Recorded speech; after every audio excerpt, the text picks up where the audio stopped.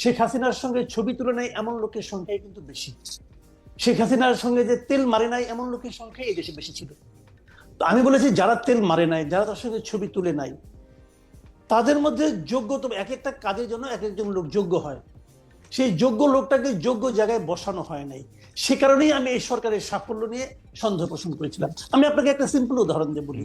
এই বাকের মজুমদার, আপনি বললেন যে ও রাজপথে ছিল, ঠিক আছে ছিল, ও রাজপথে থাকাকালীন যাই যে ওকে বলতেন যে বাকের তুমি ভাই আন্দোলনটা খুব মন দিয়ে করো, কারণ যদি তুমি এই আন্দোলন করে শেখ হাসিনার পতন ঘটাইতে পারো তাহলে আমরা নূরজাহান বেগমকে দায়িত্ব দেবো যে সে স্বাস্থ্য ব্যবস্থাকে ঠিক করার জন্য। ও কি বলতো আপনাকে? ভাবেন তো একটা কথা, ও কি বলতো? ভাই নূরজাহান বেগম জিনিসটাকে, উনি কে? উনি স্বাস্থ্য ব্যবস্থার কি বুঝেন? উনি কিভাবে একটা এরকম গণ অভ্যুত্থানের পর একটা নতুন সরকারের স্বাস্থ্য ব্যবস্থাকে ঠিক করবেন? সেই কাজটাই কিন্তু করা হয়েছে। নূরজাহান বেগম কি গৃহবধূ একজন মানুষকে ঘরের থেকে ডেকে এনে ওনাকে দেওয়া হয়েছে স্বাস্থ্য ব্যবস্থা ঠিক করে। কিন্তু কামাল ভাই, সমস্ত ক্ষেত্রে কামাল ভাই, এইটা তো লিডারের চয়েস। আমরা কিন্তু দেখেছি যে কোচ অনেক সময় সবচেয়ে ভালো খেলে আসা লোকটাকেও খেলায় না। আপনি তো আমার পয়েন্টটা বলে দিচ্ছেন ভাই, আমি তো ওই কথাটাই বলছি, এটা লিডারের চয়েস। জি, and that was the tragedy. আমাদের লিডারের একটা ব্যাড চয়েস, আমাদের লিডার এমন একটা চয়েস, ওই চয়েসটা দেখার পরেই তো আমি মন্তব্য করেছি যে এরা পারবে না, চয়েসটা ভালো হয়নি। উনি চয়েস করার সময় উনি সিরিয়াস ছিলেন না। আমি এই কথাটাই বলছি, বারবার বলি যে আমরা যে গভর্নমেন্টটা পেয়েছি, একটা নর্মাল গভর্নমেন্ট এবং একটা গণঅভ্যুত্থানের গভর্নমেন্ট আকাশ পাতাল পার্থক্য হবে, তার প্রত্যেকটা চিন্তা, তার প্রত্যেকটা আচরণের মাধ্যমে। অথচ আমরা একটা তারা হবে শার্প, তারা হবে তাৎক্ষণিক। আমরা একটা গভর্নমেন্ট পেয়েছি লেথার্জিক গভর্নমেন্ট। আমি এই কথাটাই বলেছি, এবং তারা নন সিরিয়াস গভর্নমেন্ট। আপনি দেখেন, আমি একটা সিম্পল একটা উদাহরণ দিয়ে বলি আপনাকে। আপনি তো অনেক লোকের অনেক ইন্টারভিউ নিয়েছেন, দেখেছেন। আপনি নুরুল কবির সাহেব যে ইন্টারভিউটা নিলেন আমাদের ইউনূস সাহেবের, বলা হয়ে থাকে এ যাবৎকালে এটা হলো বেস্ট ইন্টারভিউ। আমিও তাই বলি। কিন্তু ভাবেন তো, যখন নাকি উপদেষ্টাদের যোগ্যতা নিয়ে, ওনার যোগ্যতা নিয়ে নুরুল কবির প্রশ্ন করলেন, উনি কি বললেন? উনি বললেন যে আমি তো এই জগতের লোক না, আমাকে জোর করেছে নিয়ে এসেছি, আমি কিছু জানি না, আমি বোঝার চেষ্টা করতেছি, দেখতেছি কি হয়, দেখি কতটুকু করা যায়।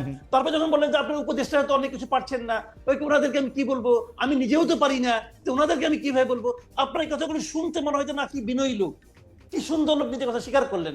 আপনি আমাকে বলেন ভাই, এটা কি ট্রায়াল এন্ড এরর ভিত্তিতে কাজ করার জায়গা? না কামাল ভাই, আমি একটু আপনার কাছ থেকে শেখার জন্যই একটু আপনার এই জায়গাটা থেকে বলি যে ডক্টর ইউনূস এটি অকপটে স্বীকার করেছেন যে তার তাড়াহুড়া ছিল, তিনি সব লোককে চেনেন না, তাকে এই লোককে নিতে হয়েছিল। কিন্তু আপনি তো আরেকটা জিনিস খেয়াল করবেন কামাল ভাই, ওনাকে কিরকম জায়গায়, কিরকম একটা বাইনারির মধ্যে হাঁটতে হয়েছে। তিনি আওয়ামী লীগের লোক নিতে পারবেন না, তিনি বিএনপির লোক নিতে পারবেন না, তিনি এক্সট্রিম বাম লোক নিতে পারবেন না, তিনি এক্সট্রিম ডান লোক নিতে পারবেন না। তাকে মাঝামাঝি কিছু লোককে পছন্দ করতে হয়েছে।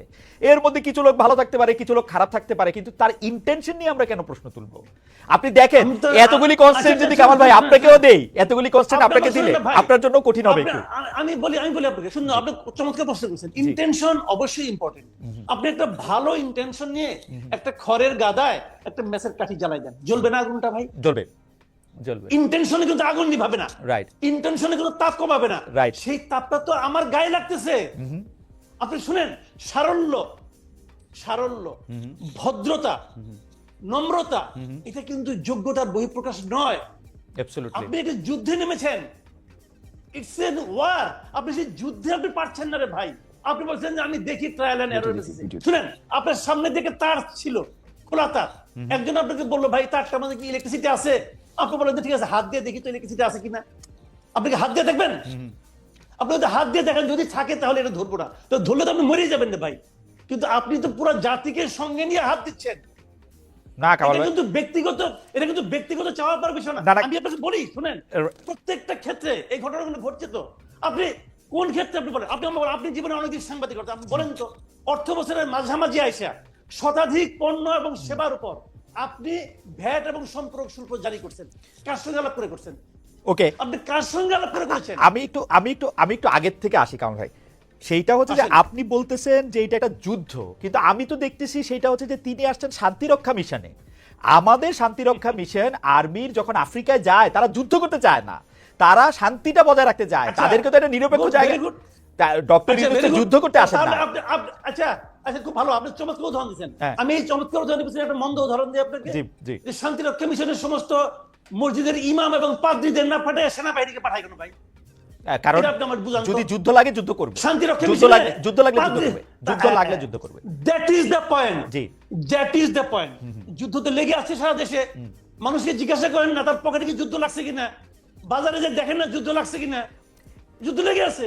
না কিন্তু কামাল ভাই আপনি এর আগেরটা না বললে কেমনে হবে? 15 বছর আওয়ামী লীগের দুঃশাসন, তার আগ পর্যন্ত বিভিন্ন প্রতিষ্ঠান ধ্বংস হওয়া, পুরা 2024-এর এপ্রিল মাস থেকে একের পর এক আন্দোলন, নানা ধরনের বিষয়াদি, জুলাই আগস্টে কোনো কিছু কাজ না করা, এগুলি আপনি দ্রব্যমূল্যের জন্য একটুক সাফার আমরা করব না, একটুক আমরা দিব না? মানে আমি এর আগে যে শুনেন, দেশটাতে থাকতাম আপনি- জার্মানিতে, আপনি তারা তো দিলেন। 15 বছর ডাস্টবিনের খাবার খায় দেশটারে ঠিক করলো। ওকে, তাহলে আপনি প্রত্যেকটা বাজারের আশেপাশে 20-30 টাকা ডাস্টবিন রাখেন। না না কেন তারা বাজার না করতে পারছো না, এখান থেকে নিয়ে যাও। না না তা না তাহলে তা বলেন না। আপনি। তা না কি কিন্তু বলবেন? কিছু আপনি স্যাক্রিফাইস, বলেন, আমি আপনাকে কিছু বলি, স্যাক্রিফাইস আমরা অত করব না, দরকার নাই। কিছু স্যাক্রিফাইস আমরা করব না। কিছু কতটুকু, কিছু কতটুকু, কিছুটা কার জন্য কিছু, কার জন্য কিছু? যে বাণিজ্য মন্ত্রী দায়িত্ব নেওয়ার 1 মাসের মাথায় সয়াবিন তেলের দাম ওই সিন্ডিকেটের স্বার্থে 8 টাকা বাড়ায় দেয়, তার কিছু? নাকি যে লোক 1 লিটার তেল কিনতে যে 3 বার পকেটে টাকা গুনে, তার জন্য কিছু? আপনি কার কথা বলতেছেন রে ভাই? সাধারণ মানুষ, এই দেশের মানুষের, আপনার একজন উপদেষ্টা এই যে আলী ইমাম মজুমদার, সে বলতেছে জিনিসপত্রের দাম বেড়েছে কিন্তু মানুষের কষ্ট হবে না। ওই লোক কষ্টের কি বুঝে? আপনি আমাকে বলেন ওই লোক সাধারণ মানুষের কষ্টের কি বুঝে? বেতন বাড়বে না, চাকরিচ্যুত হবেন আপনি, জিনিসপত্রের দাম বাড়বে কিন্তু আপনার কষ্ট হবে না। এটা কি ভাই জুয়ে আছেন, ম্যাজিক নাকি? এটা কি ম্যাজিক? ওকে, আমি কামাল ভাই, কেন হবে না? আমি কাটবে, কামাল ভাই কিন্তু আপনার, রক্ত বেরোবে না। কামাল ভাই, কেন? কামাল ভাই আমি আপনার বক্তব্যের সাথে দ্বিমত এই পর্যায়ে করছি না, কিন্তু প্রশ্নটা করে রাখি। একমত হবেন না, হ্যাঁ একমত হবেন না। দাদা প্রশ্নটা আমি করে রাখি কারণ ভাই আমি বরং আপনার বাকের চোখে, ফ্যান। আপনার আমি চোখে- বরং বাকের ফ্যান। আমি বরং আরেকটা প্রশ্ন করি, জি জি আমি বাকের একটা কথায় আমার একটা মনে হলো এই প্রশ্নটা আমার করা দরকার। জি জি প্লিজ। খালি নাহিদের এই যে নাহিদ ইসলাম যে আপনার যে স্ট্যাটাসটা দিয়েছেন, এই স্ট্যাটাসটা আপনি তো ওনাকে পড়ে শুনাইলেন। আমি যদি এই প্রশ্নটা করি, আপনি আমার হয়ে বাকিকেও প্রশ্নটা করতে পারেন, বাকি নিজেও জবাব দিতে পারে। আমি যদি বলি যে নাহিদ ইসলাম যে অভিযোগটা করেছে যে এটার মাধ্যমে বিএনপি 111 কে ইনভাইট করতেছে, আমি যদি বলি এই স্ট্যাটাসের মাধ্যমে নাহিদ ইসলাম হিমসেলফ 111 কে ইনভাইট করতেছে, ওকে আমি যদি এই কথাটা বলি, ওকে ওকে এই কথা, কারণ এই স্ট্যাটাসের মাধ্যমে সে তো আর্মিকে একটা পার্টি বানিয়ে ফেলেছে।